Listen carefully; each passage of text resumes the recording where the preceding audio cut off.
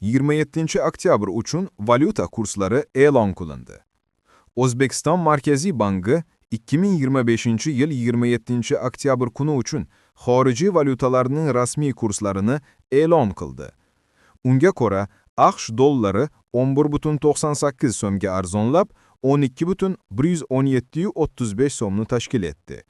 Yevro 7,93 so'mga qimmatlashib, 14,069,46 so'm bo'ldi.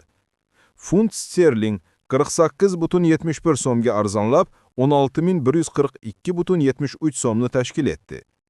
Rossiya rubli 0,32 so'mga qimmatlashib, 149,49 so'm bo'ldi.